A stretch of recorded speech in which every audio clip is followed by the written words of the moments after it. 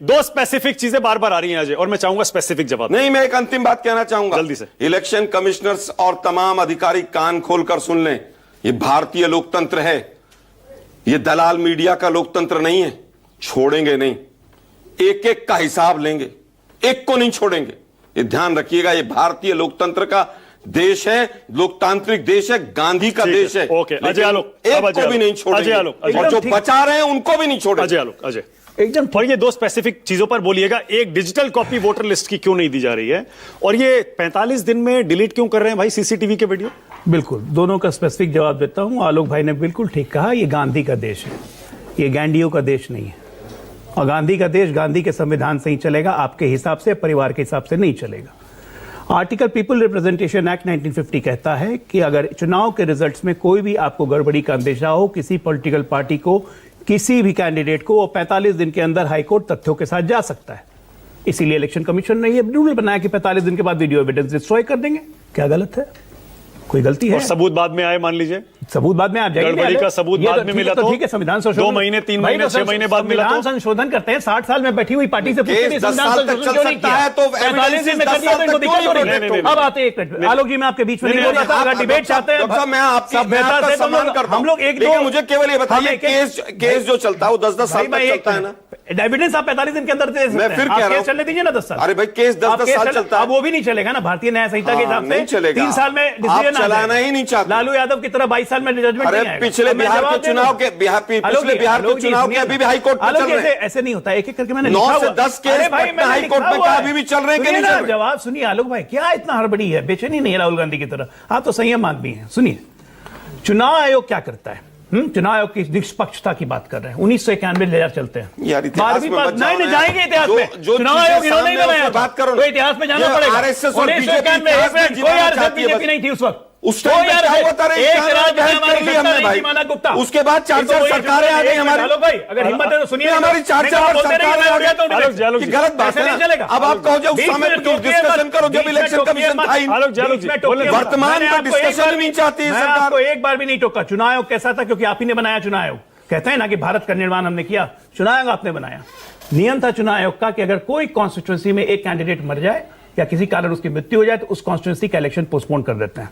1991 राजीव गांधी का डेथ होती है, पूरे भारत का चुनाव पोस्टपोन कर दिया जाता है। कौन से संविधान में लिखा था और कैसे चुनाव ने कर दिया? और एक मिनट, न्यायालय गए थे, हम डिसमिस कर दिया गया हमारे पिटीशन को। तो न्यायालय हम चला रहे थे क्या? It's a matter of election commission का, इलेक्शन कमीशन उसमें पार्टी थी, बॉडी दे विल डिसाइड। मैं वही तो कह रहा हूं कि क्या न्यायालय बंद हो गए थे? एक मिनट, न्यायालय चलिए आगे चलिए बातें करने से मतलब चुनाव फर्जीवाड़ा पकड़ा गया, चोरी पकड़ी गई, बौखलाई हुई है बीजेपी। केंद्रीय मंत्री, राज्यपाल बना के किसने सुशोभित किया चुनाव आयोग के?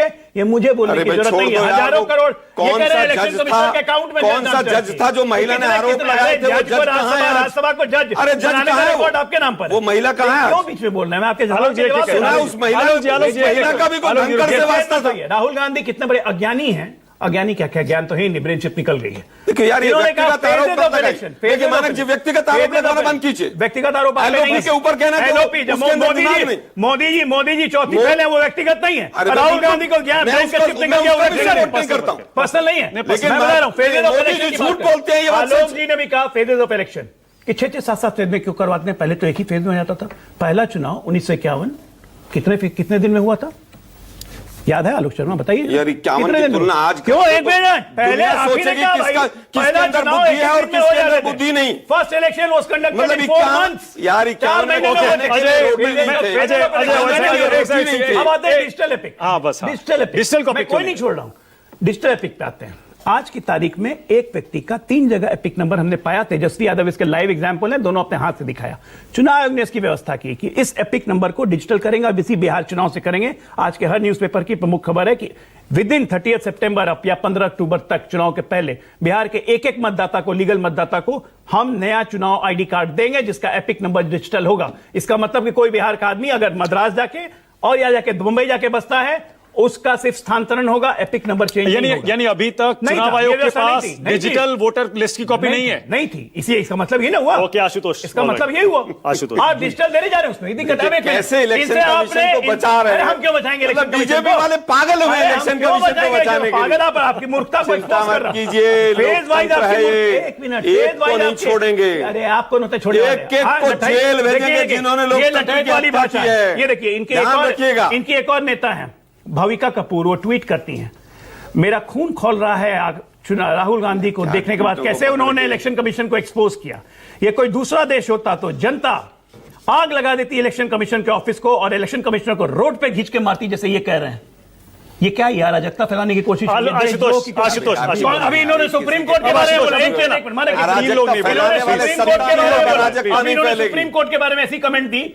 अभी ये चुनाव आयोग के बारे में ये कमेंट्री है, जब कॉन्स्टिट्यूशनल बॉडीज को सड़क पे घसीट के मारोगे और आग लगाओगे और ये लोकतंत्र की बात करते हैं। मैंने किसी को घसीट कर मारने की बात नहीं। आशुतोष को लाइए स्क्रीन पर। लेकिन दुर्भाग्य ये है कि जो इलेक्शन कमिश्नर या इलेक्शन कमीशन के अधिकारी लोकतंत्र की हत्या कर रहे हैं वो इसी लायक हैं कि उनको सड़क पर घसीट कर पीटा जाए। आलोक जी जाने लायक है। जो ऐसा आलोक जी कमाल कर रहे हैं आप। मैं कह रहा हूं कमाल कर रहे हैं। कैसी बात है? इस्तेमाल कर रहे हैं आलोक जी। मैं फिर कह रहा हूं मानक जी, मैं फिर कह रहा हूं के बारे में चुनाव आयोग के बारे में कमेंट भाई मैंने कहा ये भारत के लोकतंत्र का अपमान कर रहे हैं, इनको लोकतंत्र भरोसा नहीं है। इलेक्शन कमीशन के जो अधिकारी लोकतंत्र की हत्या करते हुए प्रूव होते हैं, सड़कों पर पिटाई होनी चाहिए। आलोक जी ऐसी भाषा का इस्तेमाल मत करिए, कमाल है। आप मैं फिर कह रहा हूं, लोकतंत्र की दुहाई देते हैं, आप संविधान की दुहाई देते हैं, आप फिर कह रहा हूं ऐसी भाषा मत बोलिए। डराने की बात छोड़, ये कहिए केस चलाएंगे, समझ में आता है। बहुत गंभीर विषय। हाँ नहीं प्लीज, बहुत गंभीर पिटाई करेंगे। आशुतोष